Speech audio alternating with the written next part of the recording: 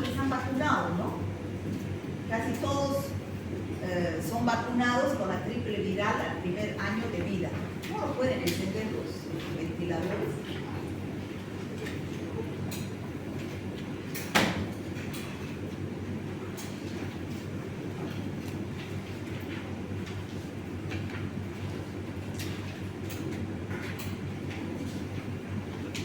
Ya, déjenlo ahí, a ver, ya, de repente funciona. Y los ventiladores nos hacen arreglar. Ya, entonces son las paperas, ¿no? ¿Cómo sabemos de las paperas? ¿Qué es las paperas o la parotiditis? Se llama la enfermedad. Es la inflamación de las glándulas salivales o glándulas parótidas. Por lo tanto, ¿qué es lo que presenta el niño con parotiditis o paperas? La tumefacción de las glándulas parótidas puede ser unilateral o puede ser bilateral en ambos lados. ¿Ya? Entonces, hay casos de paperas y parotiditis en niños que no ha llegado la cobertura de la vacuna, ¿no? Entonces, ¿qué es la parotiditis? Es una virosis glandular que puede ser aguda o crónica. Generalmente es aguda, que produce tumefacción de las glándulas salivales, como ya lo dijimos. ¿Quién es el que produce el virus de la parotiditis? Se llama. Este virus pertenece a la familia al género Paramyxovirus, familia Paramyxoviridae. Es un virus, como vemos ahí en la fotografía, que es de morfología icosaédrica, es un virus grande de 90 a 300 nanómetros y el único hospedero es el ser humano. ¿Qué significa eso? Que esta enfermedad se puede controlar porque no hay animales de por medio donde vive el virus.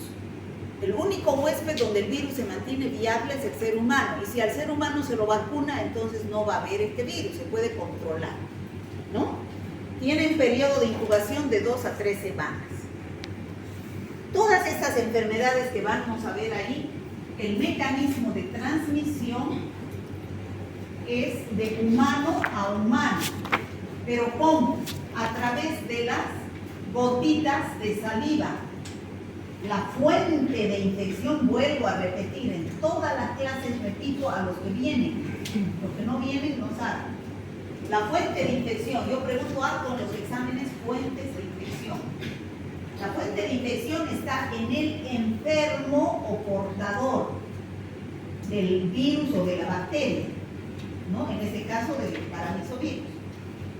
Entonces, aquí se encuentra el virus. ¿Dónde se encuentra? En las gotitas de saliva. Y la vía de transmisión, vía es por donde ingresa, camino, camino, por donde ingresa es la vía respiratoria.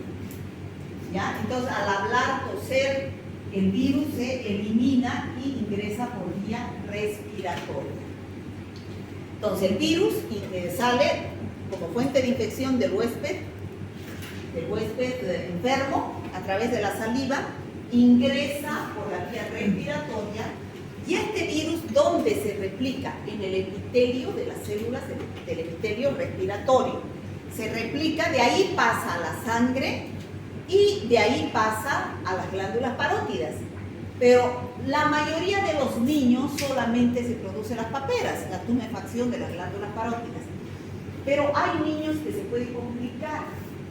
Los hombrecitos, por ejemplo, se puede ir a los testículos, dar orgioepididimitis. Puede irse al páncreas, dar pancreatitis. Puede irse al sistema nervioso central, dar meningitis. ¿Ya? O sea que no es solamente paperas. A esos niños que les da paperas o parotiditis, mejor es que digan parotiditis. Yo digo paperas para que me entiendan. ¿Ya? Ese es el término común. Entonces, niños que les da parotiditis, entonces hay que hacerle que guarden reposo. ¿Para qué? Para que no se complique con un cuadro de orgioepididimitis, de pancreatitis o meningitis. Bueno, como les decía, el ser humano es el único huésped natural, por eso se puede controlar la enfermedad. Ingresa por la vía respiratoria. La presencia es más en niños de 5 a 15 años. Ese es el grupo epidemiológico de mayor riesgo de la enfermedad. También puede ocurrir en mayores, pero pero el cuadro es un poco más intenso, ¿no? Se presenta más en los hombres que en las mujeres. Y se adquiere inmunidad tras haberla padecido. ¿Qué significa eso? ¿Qué significa? Que ya no vuelve a dar. No solamente se enferma una vez en la vida, entonces deja una inmunidad natural. Si yo me enfermo de parotiditis, nunca más me enfermo. ¿Ya? Esa es la inmunidad natural. ¿Cuál es la adquirida? A través de las vacunas. Muy bien. Bueno, pero como ustedes saben, en medicina no es 2 más 2 más 4, es 4. Si yo tengo parotiditis y él está respirando el aire que yo estoy contaminando, no le va a dar parotiditis en un 100%. Un 30, 40% son asintomáticos. ¿Qué quiere decir? Que pueden haberse enfermado y nunca lo supieron, porque no presentaron síntomas, como en todas las enfermedades, ¿no? El 60-70% son sintomáticos de gravedad variable. ¿Qué quiere decir? Que puede darle parotiditis, o le puede dar orgioepididimitis, o meningitis, o pancreatitis. En las niñas a veces también ovaritis, ¿no? Entonces, ustedes saben que toda enfermedad pasa por los diferentes periodos, ¿no es cierto? Desde que ingresa el virus hasta que se manifiesta el primer signo o síntoma, ¿qué se llama? Periodo de incubación. Después que se presenta algún síntoma, pero inespecífico de la enfermedad, ¿qué se llama ese periodo? Periodo prodrómico. Cuando ya se presentan los signos característicos de una enfermedad, se llama periodo de estado. Y después que pasa la enfermedad es el periodo de recuperación. En algunos periodos de recuperación, en otras enfermedades, la muerte, ¿no es cierto? Bueno, ¿cómo es en la parotiditis? En la parotiditis, en el periodo prodrómico, porque hemos dicho que el periodo de incubación es de 1 a 2 semanas, desde que ingresa la bacteria hasta que se manifiesta, la fiebre, anorexia, cefaleas, totalmente inespecífico, como en todas las infecciones virales. El periodo prodrómico no nos dice clínicamente es esta enfermedad, ¿no es cierto? Entonces, recién en el periodo de estado aparece la fiebre de 38 a 39 grados y empieza la tumefacción de las glándulas parótidas. Entonces, recién aquí, en este periodo de estado, es que por la clínica yo puedo decir es parotiditis. ¿Por qué? Porque un signo característico es la tumefacción de las glándulas parótidas. En cambio, a ver, ¿me dejo entender? Si hay un primer caso, se llama caso primario, me imagino que deben llevar en salud pública. ¿O no llevan salud pública? ¿Llevan o no llevan? Sí. Bueno, el caso primario es el primer caso que se presenta de una enfermedad en una comunidad. El primer caso primario, cuando venga con un periodo prodrómico, febrícula, anorexia, no van a saber qué es parotiditis, ¿no es cierto? ¿O sí? Recién cuando aquí en un curso aparezca uno de sus compañeros con las glándulas parótidas, se le haga una prueba de análisis, la amilasa esté alta, entonces puede que, digamos, que parotiditis, confirmado caso de parotiditis, el primer caso, puede que se haga laboratorio y me confirma el caso de parotiditis, pero con esta tumefacción de las glándulas parótidas no es suficiente, es característico eso, no hay otra enfermedad que de eso, ¿ya? Entonces, si hago laboratorio, el laboratorio me va a dar positivo una PCR para glándula, para parotiditis. Pero si viene otro estudiante con la misma sintomatología, ¿cómo hago el diagnóstico? ¿Clínico? ¿Epidemiológico? No que venga con tumefacción todavía, sino que presente fiebre, cefalea, lo que dice ahí, anorexia, febrícula. Por nexo epidemiológico se dice parotiditis, por la contagiosidad del cuadro, por el mecanismo de transmisión. contacto. ¿Qué es lo que se hacía en el COVID?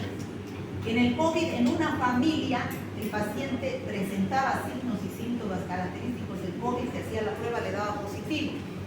Y cuando el hijo, el hermano, en el mismo entorno familiar, empezaba a tener fiebre o tos, ni se hacía el análisis por nexo epidemiológico COVID, decían, ¿no es cierto?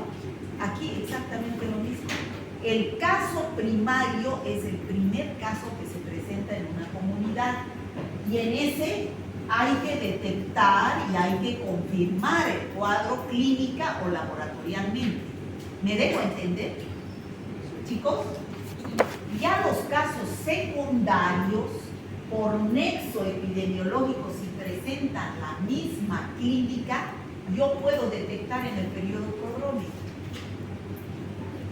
Por nexo epidemiológico. ¿Me dejo entender? Preguntas de examen. ¿Ya? Bueno. Después de 1 a 4 días se observa el agrandamiento de las glándulas parótidas, es progresivo y máximo hacia el 8º día. ¿Qué quiere decir? Que solamente una semana, hasta 2 semanas puede persistir la enfermedad. Y la fiebre solamente 1 a 6 días. Y el dolor es intenso. Las abuelitas me acuerdo que ponían, diga, póngase belladona y le hacen poner un pañuelo, ¿no es cierto? Bueno, eso es en el caso de que se presente el cuadro típico de una parotiditis, una infección de la glándula parótida. Pero ¿qué sucede cuando el niño no se cuida y se complica? ¿No? Entonces va al sistema nervioso, a los testículos, a los ovarios, al páncreas y empieza a producir. Si va al sistema nervioso puede complicarse con una meningoencefalitis o una meningitis viral. ¿Ustedes saben cuál es la tríada típica de la meningitis? Fiebre, rigidez de nuca, cefalea, en los niños náuseas, vómitos, ¿no es cierto? Esa es la característica de una meningitis viral o bacteriana. ¿Cuál es la diferencia entre una viral o bacteriana? Hablando de líquido cefalorraquídeo. ¿Cómo es el líquido cefalorraquídeo en una bacteriana? Turbio, porque tiene más leucocitos, tiene más bacterias. ¿Y cómo es en una viral? Ligeramente opalescente. ¿Qué predominio hay laboratorialmente en los leucocitos de la bacteriana? Más de 300 por campo y el predominio de polimorfos nucleares. En cambio, en la viral, predominio de mononucleares. Eso ya han visto ustedes, ¿no? En una meningitis viral, ¿cuál es más grave, la bacteriana o la viral? La bacteriana es más grave. La viral, el tratamiento es sintomático. Si tiene fiebre, paracetamol. Si tiene náuseas, vómitos, un antiemético, ¿no? Entonces, da una meningitis o meningoencefalitis viral. Este es uno de los virus que produce meningoencefalitis, igual que el virus del herpes, ¿no? Bueno, se puede ir y se complica en los testículos. Fíjense cómo se inflaman los testículos. Puede ser unilateral o bilateral. A esto se llama orquitis. Y a veces se inflama el epidídimo más, entonces se llama orquioepididimitis. ¿Ya? Entonces, esto además puede haber fiebre, náuseas, vómitos, dolor de epigastrio, hipersensibilidad a nivel testicular. Eso es intocable. Y dice que muchas veces puede llevar a la esterilidad, ¿ya? Cuando el hombre es maduro. Otra complicación en el páncreas, dar pancreatitis. Es menos frecuente, dolor en el epigastrio, náuseas, vómitos, malestar general. Es de evolución benigna, no es una pancreatitis grave, porque uno escucha pancreatitis, es gravísimo, ¿no? Pero esta es benigna. ¿Y cuál es la enzima que nos dice que hay afección en el hígado? La bioquímica, ustedes saben. La amilasa. La amilasa, cuando se aumenta de valor, entonces el páncreas no está funcionando bien. ¿Y cuáles son las enzimas para el funcionamiento hepático? ¿Cuáles son? Transaminasas, ¿no? la transaminasa glutámica pirúvica y la transaminasa glutámica oxalacética. La fosfatasa alcalina también, ¿no? Es otra enzima que se altera cuando el hígado está funcionando mal. Pero aquí estamos hablando del páncreas, es la amilasa. ¿Ya? La amilasa está alta. En las niñas también puede complicarse con los ovarios, dar ovaritis se llama, ¿ya? Pero en muy pocos casos. En la pubertad, en el 7%, el ovario por ecografía se ve agrandado, liso, edematoso, ¿no? Bueno, esas serían las complicaciones. ¿Cómo se hace el diagnóstico? Bueno, es evidente el diagnóstico. Ya hemos dicho en todas las clases, clínico, epidemiológico y de laboratorio. ¿Qué pesa más aquí? La clínica. En el caso primario, la clínica. Y el laboratorio también, porque tenemos que confirmar. Si estuviera en el periodo de estado, la clínica. Pero hay que confirmar con el laboratorio. El virus se puede aislar 2 días antes del cuadro clínico. O sea que el virus ya contagia antes de que se presente la tunefacción de la glándula parótida. Entre la primera y segunda semana, ¿en qué se cultiva el virus? En células vivas, embrión de pollo, riñón de mono.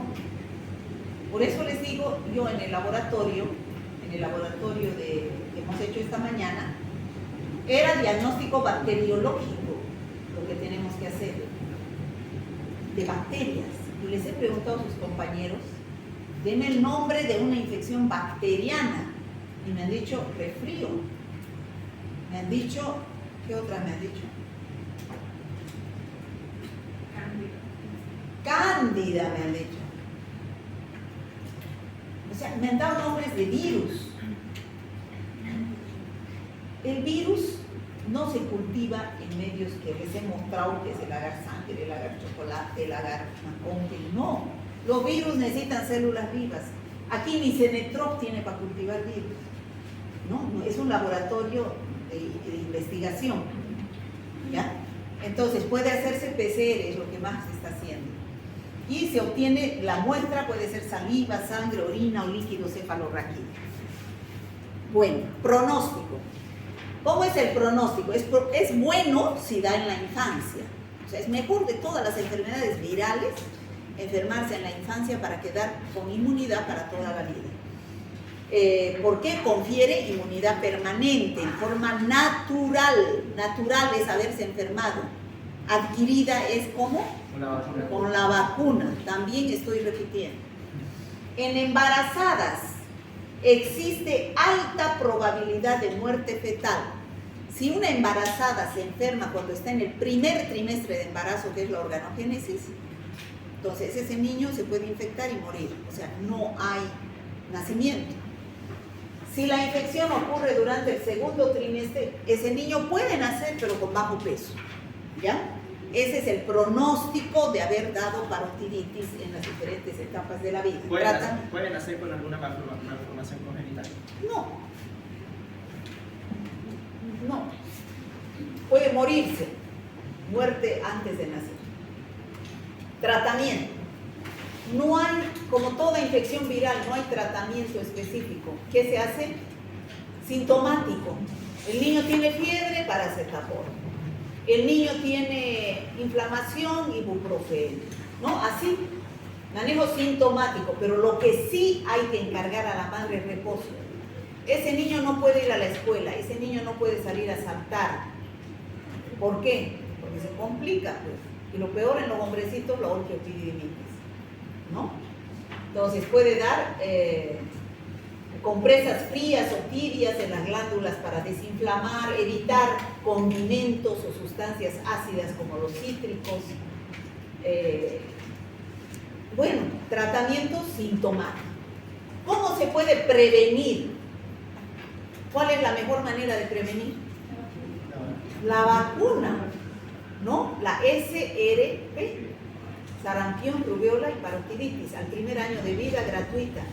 Puede haber también si yo no sé si me han vacunado o no sé, y hay un caso de parotiditis en el aula, entonces yo puedo comprarme la vacuna solamente para parotiditis y me hago vacunar a cualquier edad, no me va a hacer daño, ¿ya? Existe transferencia placentaria de anticuerpos de la madre al producto. O sea, que si una madre, a ver, al decir deja inmunidad para toda la vida, ¿qué significa? Que si me sacan sangre y me buscan IgG, me va a dar positivo, ¿no es cierto? Eso quiere decir que me deja cicatriz serológica, ¿ya?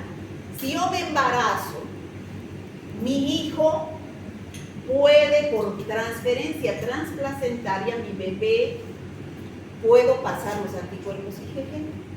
Pero cualquier anticuerpo IgG que tenga la madre se puede pasar al bebé. Ese niño nace con inmunidad, pero por la sangre de la madre, ¿no es cierto? ¿O no? Pero esa inmunidad se mantiene solo hasta los 6 meses. Después de los 6 meses, ese niño empieza a no tener ya defensas. Debe producir sus propias defensas. Entonces, un niño recién nacido se puede enfermar de parotiditis. ¿Qué dicen? Piensen. ¿Un recién nacido se puede enfermar de parotiditis? No, si la madre tenía anticuerpos, pero si la madre no tenía, no la vacunaron, no se enfermó nunca, no tiene anticuerpos. Ahí sí, tiene un contacto, se puede enfermar. ¿Ya? Bueno, infección con virus atenuados de la cepa SDP, sola o junto con la vacuna del sarampión y la rubeola, ¿no es cierto? Por vía subcutánea a partir del primer año de vida, como les dije. Bueno, se recomienda, dice, una segunda dosis cuando el niño es más grande, ¿no? Entre los 11 a 12 años. Bueno, eso es parotiditis. ¿Alguna pregunta de paperas? Parotiditis. ¿Está claro? ¿Sí? ¿Conocían el virus de la parotiditis? Bueno, el virus no, pero las paperas. Una curiosidad, ¿por qué se le dice papera? Ah, eso ya no sé. Porque será pues como una papa que aparece. Ahí no sé. Pero paperas se llama. ¿Ya? Virus del sarampión. Segundo virus. Bueno, ustedes han decidido escuchar hablar del sarampión, ¿no, chicos? ¿Han escuchado hablar del sarampión, chicos? Sí. ¿Qué se imaginan al hablar del sarampión? ¿Qué van a ver en un niño que tenga sarampión? ¿Ah? ¿Qué van a ver? ¿Qué es lo característico en un niño que tenga sarampión? ¿Qué lo ven pues a este niño? ¿Qué tiene? A ver. ¿Ah? ¿Qué tiene? Sarpullido. Ah, está sarpullido, es lo que diga mi abuelita. ¿Ah? ¿Qué se llama eso? Exantema, chicos. Exantema se llama eso, por favor. Y un exantema puede ser con máculas, pápulas, vesículas, pústulas y al final volverse costras. ¿No es cierto o no? ¿Qué es mácula? Una manchita. ¿Qué es pápula? Cuando tiene una elevación pequeña. ¿Qué es vesícula? Cuando esa elevación se llena de un líquido seroso. ¿Qué es pústula? Cuando esa elevación se llena de pus. ¿Y qué es costra? Cuando eso se escara y se seca. Todo el mundo sabe que es costra. Eso ha llevado a infecciones de piel y partes blancas. El exantema puede manifestarse con esos signos, con esos signos, ¿no? Y el sarampión es una enfermedad que produce exantema. Pero el exantema del sarampión es característico. Solamente produce máculas y pápulas. Solo produce máculas y pápulas. No es pústula, vesícula, pústula ni costra. ¿Quién produce mácula, pápula, vesícula, pústula y costra? ¿Quién? ¿Quién, joven? A ver, el de rosadito. No sabe. ¿Quién? Viruela del mono, otra, más característico de los niños. La varicela. La varicela evoluciona con mácula, pápula, vesícula, pústula y costra. La rubeola también funciona con mácula y pápula solamente, pero diferente al sarampión. ¿Ya? Por ejemplo, este es un paciente que le dio sarampión. Y este es un paciente al que le da rubeola. Las máculas, que son los primeros signos en aparecer, aparecen en la cara, poco en el dorso y poco nada en las extremidades el primer día. Aquí aparecen unas cuantas máculas, poquísimas aquí en la rubeola.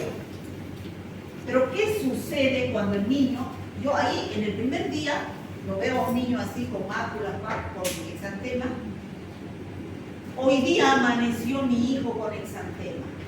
Yo no sé si será varicela, si será si hoy día amaneció o ayer.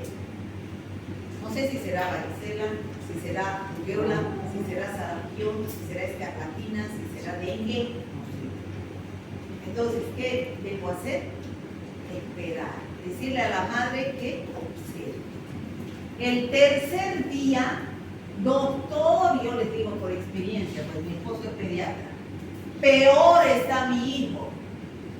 Amaneció con más todavía. Y se juntan y manchas más grandes y en todo su cuerpo.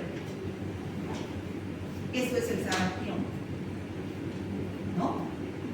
Máculas que se juntan y aparecen grandes y se vuelven mucho más intenso al tercer día, ¿no?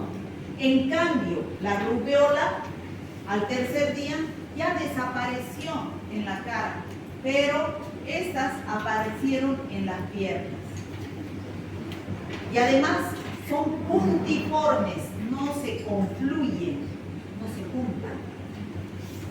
Tercer día recién es el periodo de estado. ¿Está claro, chicos?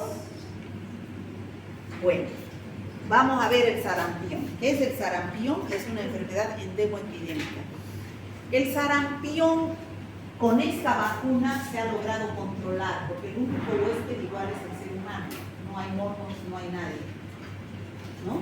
Entonces es el ser humano. Entonces si se vacuna a los seres humanos se puede controlar una enfermedad. Entonces, como hay la vacuna triple viral, está controlada. Pero ustedes van a escuchar en la televisión, en la radio de vez en cuando, hay un caso posible de sarampión. Es más grave que la varicela, que la rubeola, porque puede complicarse y en los niños inmunodeprimidos dar neumonías graves, encefalitis, ¿no? Entonces, se puede controlar el sarampión. Está controlado, pero no está erradicado. ¿Cuál infección viral está erradicada del planeta?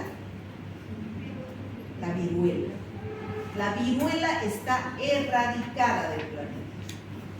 La última cepa que quedó está guardada en el Instituto Pasteur de París, ¿no? Y la viruela es una que se puede utilizar como arma biológica, ¿ya? Pero está erradicada. Queremos erradicar el sarampión, queremos erradicar la poliomielitis, ¿no? Pero todavía no se puede. ¿Por qué? Porque hay mucha población que se queda sin vacunar. ¿Ya? Bueno, es una enfermedad endemoepidémica, a veces aparecen casos de sarampión, es infecciosa aguda. En este periodo de estado, periodo prodrómico, es exactamente igual que las otras enfermedades infecciosas virales. Fiebre, mialgias, artralgias, anorexia, pérdida del apetito, astenia, decaimiento. Lo mismo que en la gripe, en el dengue, en la parotiditis, no sé qué será, ¿no? Mi hijo amaneció con fiebre, está decaído, no quiere comer. Observemos hasta que llegue a este periodo de estado, ¿no? A no ser que haya una epidemia de sarampión y que haya estado en contacto con un caso primario para decir es sarampión, ¿no? Todo depende de la anamnesis, ¿no? Preguntar, que uno debe preguntar. Entonces, el periodo de incubación dura de 7 a 18 días. Imagínense, es largo. Los síntomas de la enfermedad se observan a los 9 a 11 días después de la exposición, una semana o más después de haber estado en contacto. Bueno, ¿y cuáles los síntomas del periodo prodrómico en el sarampión? ¿Por dónde ingresa el virus? Por la vía respiratoria. No es que yo tenía la idea de que todas estas enfermedades exantemáticas se transmitían porque me toco o estoy en contacto. No es así. Los niños, ¿qué? Los niños se rascan porque esto produce prurito. Al rascarse dejan los virus en el ambiente. Y hay otros niños que están a su alrededor y respiran ese aire contaminado. Entonces, ¿por dónde ingresa el virus? Por la vía también respiratoria. Esa es la mayor vía de entrada. También puede ingresar por la vía conjuntival, ¿no? Bueno, aparece porque se replica el virus en el epitelio respiratorio. El niño puede tener rinitis, y decir es un resfrío. Rinitis, tos, conjuntivitis, fiebre, fotofobia. Tos. ¿Quién va a pensar que es un sarampión cuando un niño tose? Pero todo el periodo del sarampión el niño tiene tos. Después de 1 a 3 días recién entra al periodo de estado. ¿Qué aparece? Si en la parotiditis aparece la tumefacción de las glándulas parótidas, en el sarampión aparecen las manchas de Koplik. ¿Qué son las manchas de Koplik? Típicas, patognomónicas del sarampión. ¿Qué significa patognomónico? Característico. Solo sarampión. ¿Ya? Estas manchas de Koplik persisten poco tiempo, 2 a 3 días, nada más, ¿no? ¿Qué son las manchas de Koplik? Fíjense, son unas manchas que aparecen en la cavidad bucal. Esas manchas blancas, por eso yo les digo, estas son enfermedades de la infancia, ¿no es cierto? Yo digo, un pediatra tiene que agarrarse para tener un buen diagnóstico de aliado a la madre. Porque la madre es lo que sabe que le sucede a su hijo. Porque el niño no habla, no va a decir nada. Entonces, ¿qué debe hacer un pediatra cuando el niño tiene fiebre, decaimiento, no quiere comer? Cualquier enfermedad puede ser. Y si no lo revisa, por lo menos la boquita, ¿no? Si no lo revisa, por lo menos la boquita y ve esas manchas de Koplik, pues no tiene idea de que puede ser sarampión. No es como en un adulto que le pregunta y ni siquiera se para el médico a ver realmente qué tiene, ¿no? A los niños hay que revisarlos de aquí a aquí, desde la punta de los pelos hasta la punta de los pies. ¿Para qué? Para descubrir qué es lo que tiene, ¿no? Esas son las manchas de Koplik, características del sarampión. Después, recién aparece el exantema típico. Ya les decía, el exantema solo es mácula y pápula, pero esa mácula y pápula es confluyente a medida que pasa el tiempo. ¿Qué quiere decir? Que una se junta con otra y van formando más grandes. ¿Se entiende? Mácula, pápula, confluyente. El exantema es máculo, papuloso y suele ser muy extenso. Tarda de 1 a 2 días en cubrir todo el cuerpo. A los 3 días el paciente enterito está cubierto y desaparece en el mismo orden que apareció.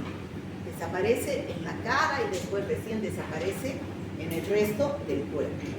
Bueno, entonces, recapitulando, la puerta de entrada es la orofaringe. Se replican las células del epitelio respiratorio, por eso presentan los signos respiratorios de rinitis, tos, ¿no?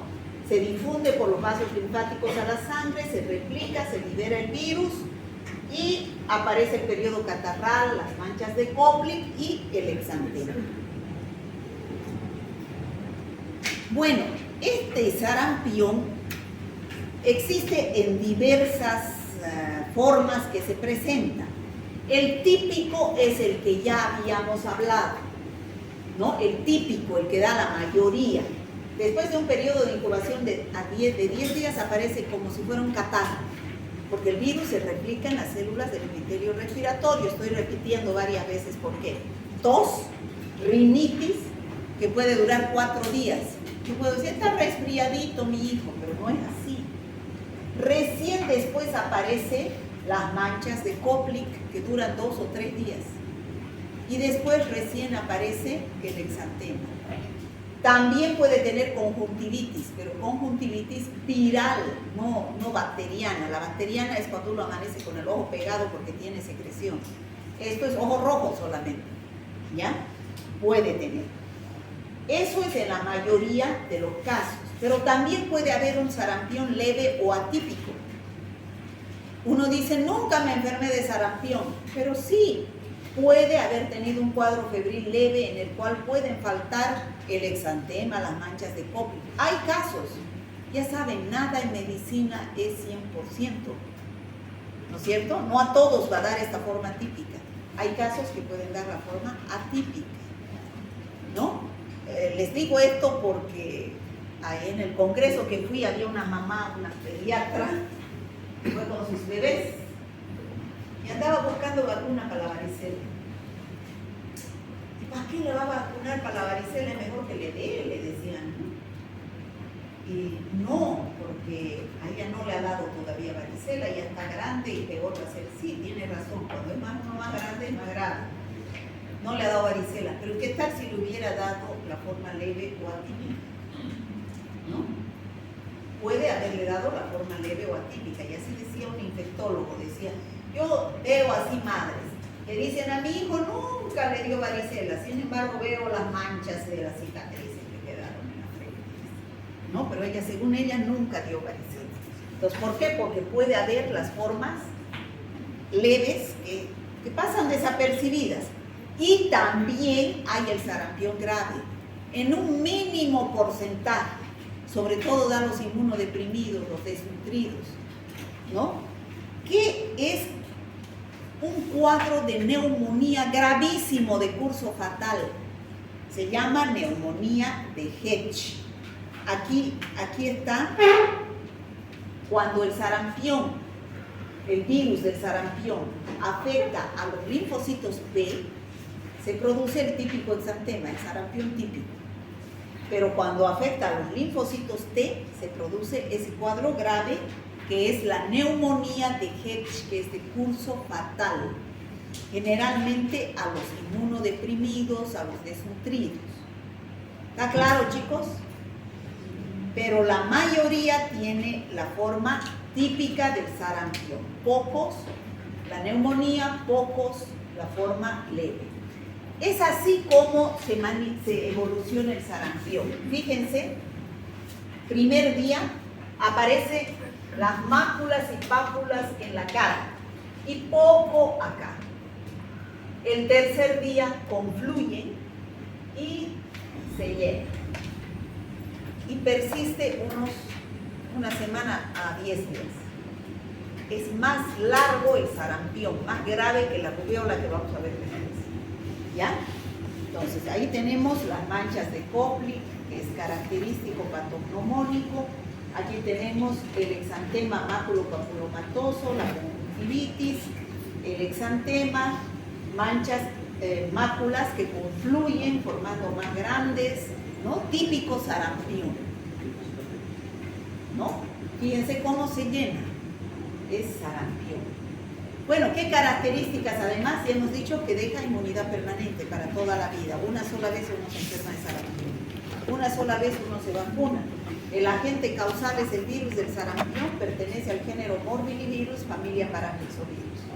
De la misma familia de la virus de la parotinitis.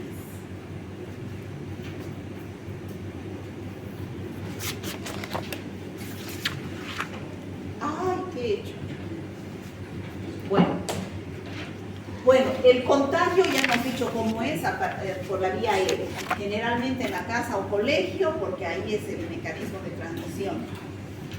Bueno, la inmunidad pasiva transmitida por la madre dura 6 meses. ¿Qué significa eso? Lo mismo que las paperas, ¿no?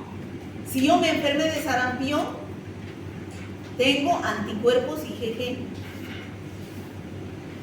O si me he vacunado también de sarampión, tengo anticuerpos IgG. Entonces, ¿qué debo hacer? Si tengo anticuerpos IgG, estoy protegida. Cuando me embarazo, por la vía transplacentaria pasan al bebé.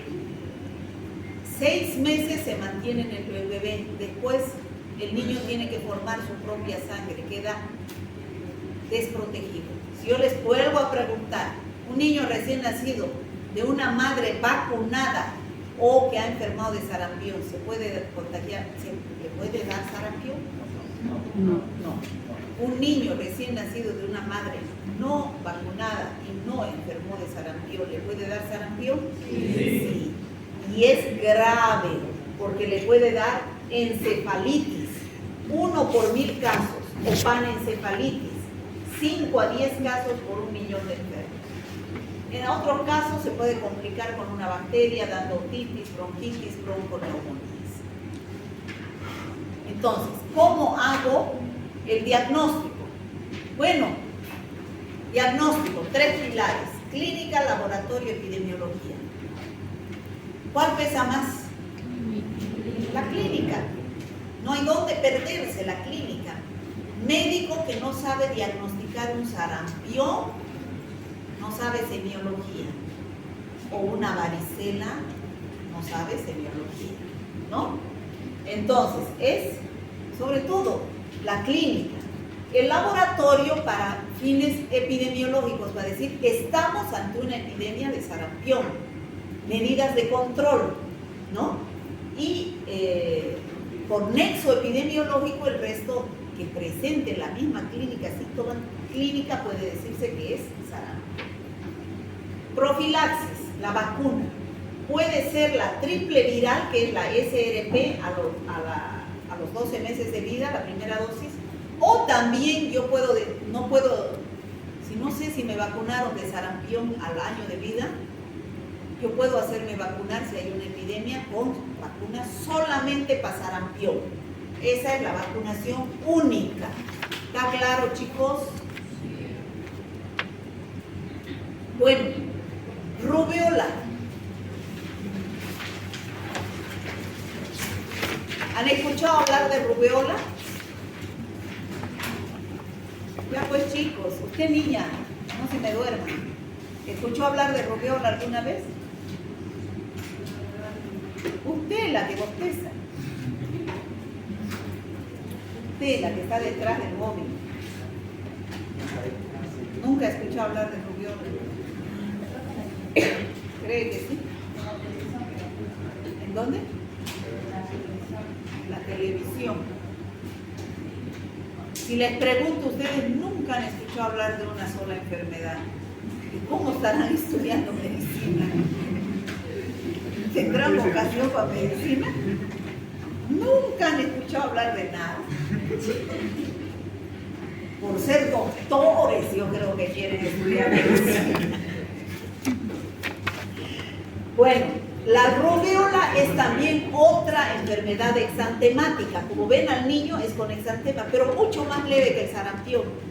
Las máculas son puntiformes, como les dije, no confluyen, ¿ya? Su sinónimo es la alfombrilla o sarampión alemán, también le dicen. ¿Por qué? Porque dura poco. Es un sarampión, pero dura poquito.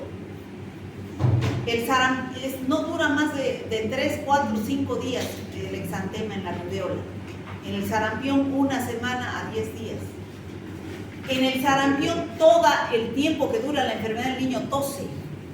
En la rubiola lo que se caracteriza es las adenitis o adenopatías cervicales. Todo el tiempo el niño está con ganglios inflamados. ¿Ya? Es el virus de la rubiola, pertenece a la familia Togaviridae, género rubivirus. ¿Qué es la rubiola? Es una enfermedad benigna. A ver, la rubiola es una enfermedad que puede dar a cualquier persona, ser humano, sea hombre, sea mujer, sea niño, ¿no? Pero aquí hay que diferenciar las embarazadas de los no embarazados. ¿Quiénes están dentro de los no embarazados? Los hombres y las mujeres no embarazadas y las niñas o los niños, ¿no es cierto? ¿Me dejo entender o no? Es benigna. A ver, niña, ¿cómo se manifiesta la rubiola?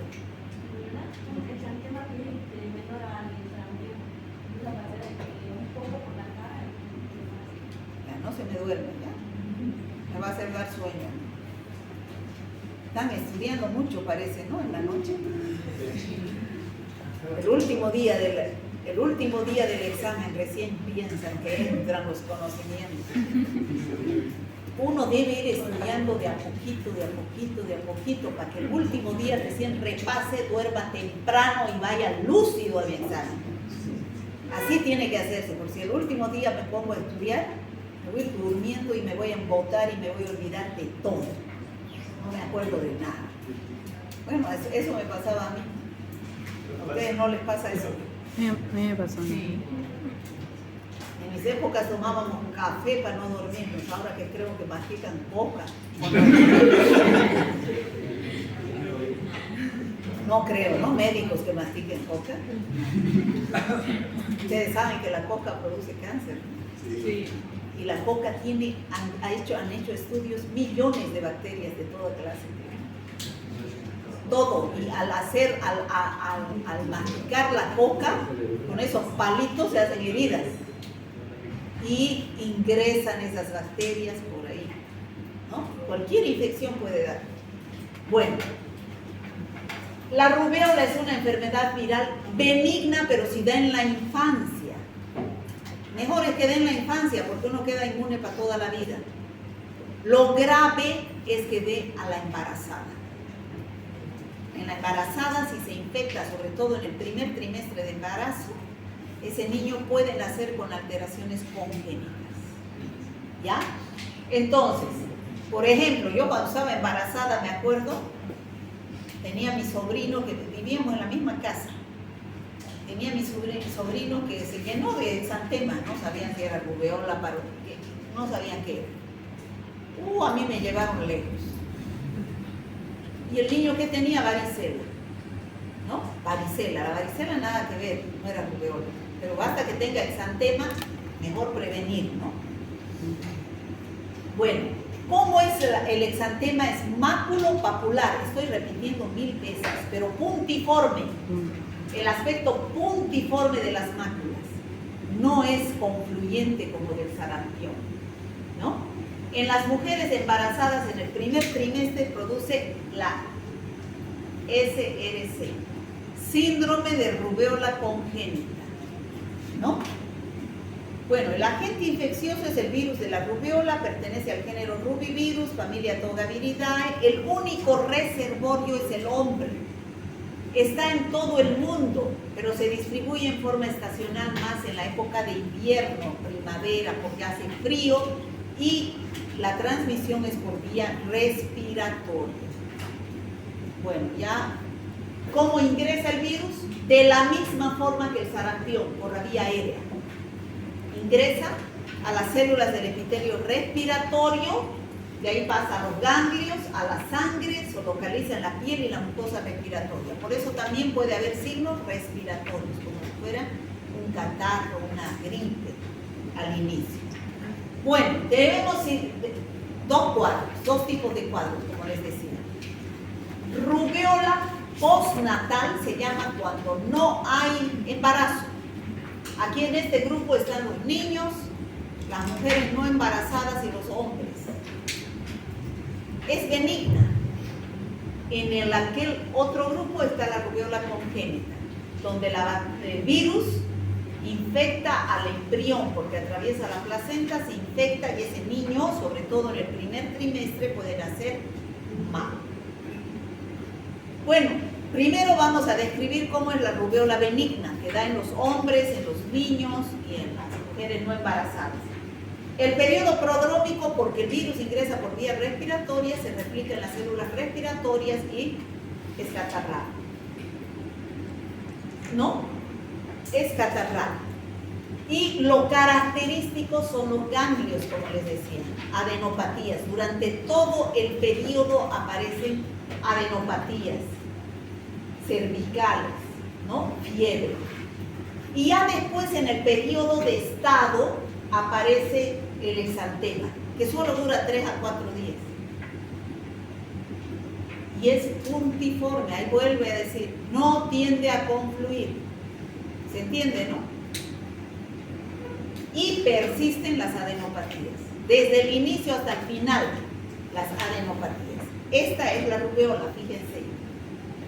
Aparece también en la cara, tronco, pero puntiforme el primer día. Al tercer día desaparece en la cara, diferente al sarampión, ¿no es cierto?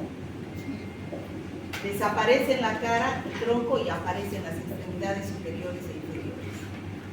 Mucho cuidado, eso es diagnóstico diferencial con sarampión. Además de las características del exantema, que uno tiende a confluir formando máculas más grandes, este tiende a solamente ser puntiforme y al tercer día desaparece en la cara.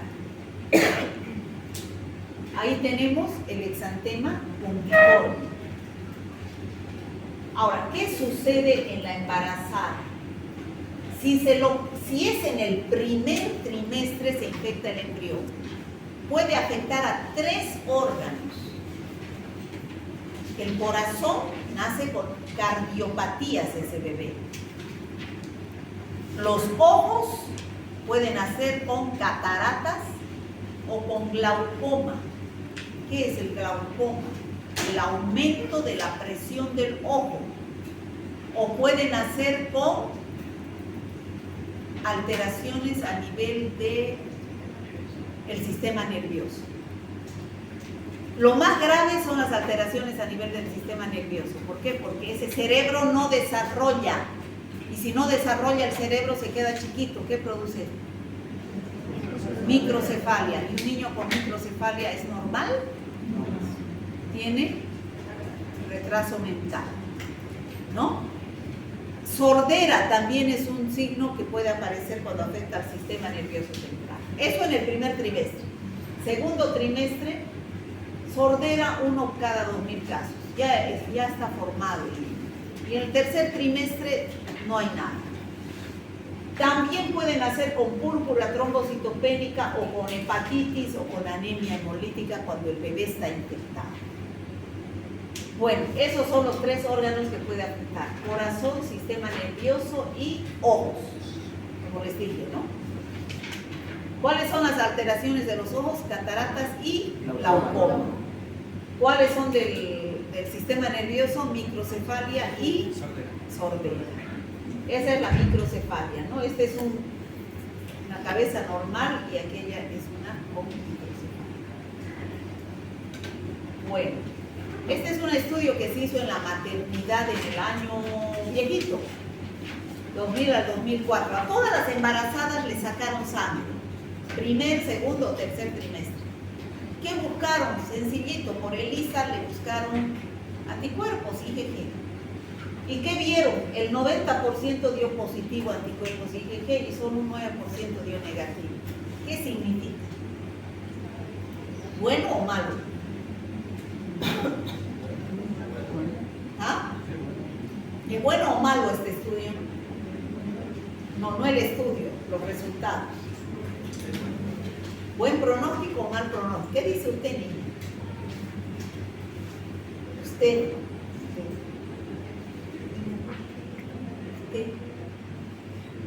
La que dice Los Ángeles. ¿Es bueno o es malo? ¿Por qué? La mayoría también. Eso, la mayoría está con anticuerpos IgG.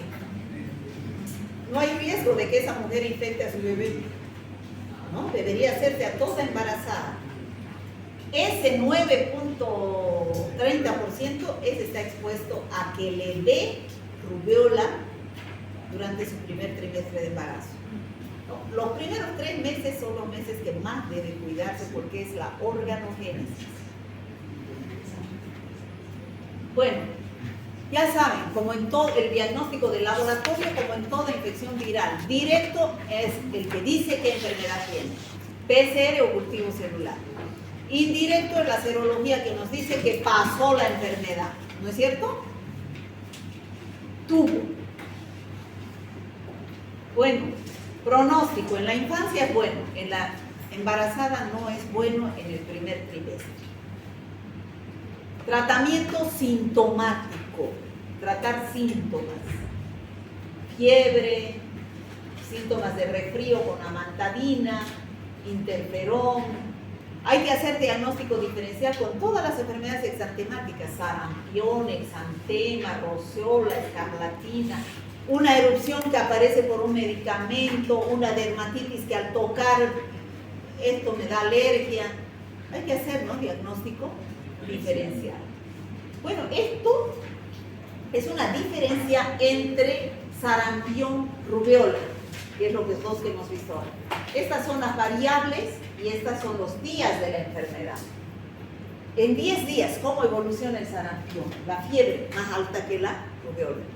Las rubéolas son febrículas, no llega a 38 grados. El sarampión sube hasta los 40. ¿Qué es lo típico del sarampión?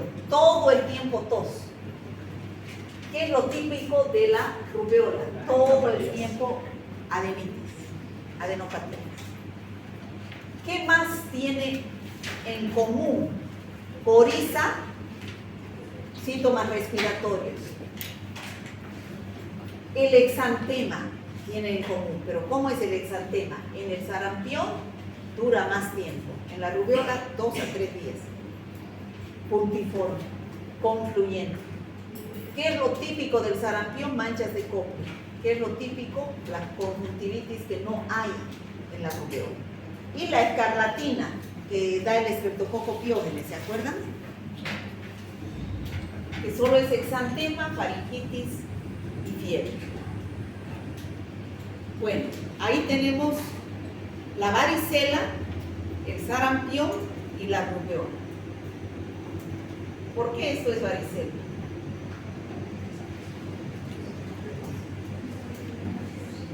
¿Esto qué es? ¿Qué son? A ver, usted dígame qué son estas que estoy mostrando. Vesícula. ¿Cómo van a ser vesículas? Son máculas, usted ve. Son máculas. Vesículas, ¿sabe cuál es? La nariz, vesícula. Esas son vesículas, como ampollitas con líquido. Y estas, más blancas. ¿Qué son esas? Pústulas, ¿no? Son pústulas. ¿Esa qué es? Ostras, son costras, pero ¿qué es? Pues varicela, sarampión. Señora, usted asiste en la rubéola.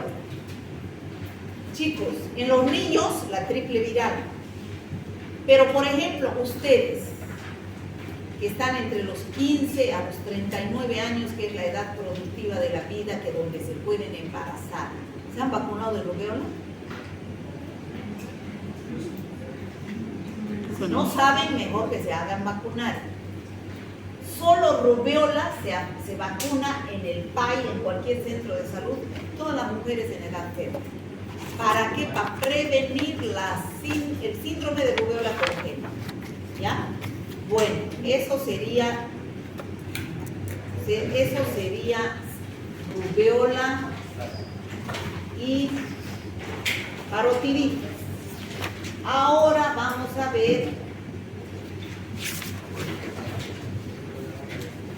poliovirus y rotavirus. ¿Han escuchado hablar de esos dos virus? A ver, ¿ha escuchado hablar? Rotavirus, ¿no ha escuchado hablar nunca? Chicos, ¿no han llevado infecciones del tracto respiratorio, del tracto gastrointestinal, diarreas? Ah, la diarrea más causante. Se les ha hablado de esto en práctica. El rotavirus produce diarreas. Ha sido el virus más causante de diarreas en Bolivia. Y la polio, ¿no han escuchado hablar de la polio? El anterior mes, octubre, ha sido el mes de la polio. La poliomielitis. El virus de la poliomielitis pertenece a la familia Picornaviridae, del género enterovirus. ¿Qué significa entero? Intestino. Intestino. Eso es un niño con polio, deforme, no puede caminar, las secuelas que deja la polio, ¿no? Puede andar en silla de ruedas. A veces van a ver a personas mayores que andan en silla de ruedas o con muletas. ¿Qué le pasó? Me dio la polio cuando era niño. Dejan secuelas, ¿ya? Ese es el virus causante, el poliovirus o virus de la poliomielitis, ¿ya? ¿Por qué es un enterovirus? Entero es intestino. Este es un virus donde es la fuente de infección. En las heces. En las heces de personas enfermas o portadoras. Ese niño, por ejemplo, en las heces elimina el virus.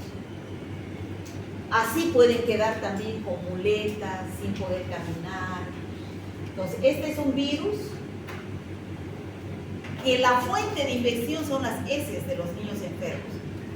Pero ingresan por la boca, al comer o al tomar agua contaminada. Igual que las bacterias, que la Shigella, Salmonella. ¿Pero qué producen la Shigella, Salmonella? ¿Qué producen? Diarreas. Este virus no produce diarreas. Ingresa por la vía oral. La fuente de infección son las heces. Pero este virus se va al sistema nervioso y produce parálisis flácida. Ya fue descubierto después de la Segunda Guerra Mundial. Jonas Salk desarrolló la primera vacuna. Ahora Sabin desarrolló una segunda vacuna. ¿Nunca se han hecho vacunar ni han escuchado de la vacunación contra la polio? Son gotitas que se dan en la boca al segundo, cuarto y sexto mes de vida, igual que la pentavalente. Yo ahora me he enterado en el congreso que he ido que en otros países, aquí seguimos dando pentavalente, difteria, tétanos, coqueluche, meningitis por hemófilos y hepatitis B, ¿no es cierto? En otros países ya dan hexavalente. Han adicionado la polio. ¿Por qué? Porque se da el segundo, cuarto y sexto mes de vida. Hexavalente, aquí solo es pentavalente. Esta vacuna se da al segundo, cuarto y sexto mes de vida, pero solita, en gotitas, por vía oral, en Bolivia. ¿Ya? Es la vacuna de Sabin. Bueno, ese es el agente el poliovirus. Es un virus ARN chiquitito, 28 nanómetros de diámetro. Este es un virus que ingresa, como les decía, por vía oral. Llega a la mucosa faríngea o a la mucosa intestinal, donde se replica en las amígdalas o las placas de Peyer, ¿no? Se replica ahí, pero al replicarse puede pasar a la sangre y de ahí a los ganglios linfáticos cervicales, a los ganglios linfáticos mesentéricos, a los órganos del sistema retículo endotelial. Pero lo más grave es que vaya al sistema nervioso, produciendo parálisis, a las meninges, produciendo meningitis, ¿no? Puede ir también al miocardio, a los músculos, a la piel, pero lo más grave es al sistema nervioso, produciendo las secuelas de la poliomielitis. Ya. Entonces, chicos, esos son casos de poliomielitis. Eso es lo que queremos evitar. Queremos controlar que la vacuna llegue a todo el mundo para evitar niños con silla que no puedan caminar, ¿no? Porque este virus afecta a las neuronas del asta anterior de la médula espinal, produciendo necrosis celular y parálisis. Ya por eso es que no pueden caminar. Pero, como todos los virus, bacterias, no todos los que se enferman les produce esto. Más bien solamente es un 0,1 por 1000. La mayoría de los casos, 0,1%, perdón, les da parálisis flácida, que es la forma paralítica. O sea, ¿qué quiere decir? De 1000, 1. ¿No? La mayoría, 90-95%,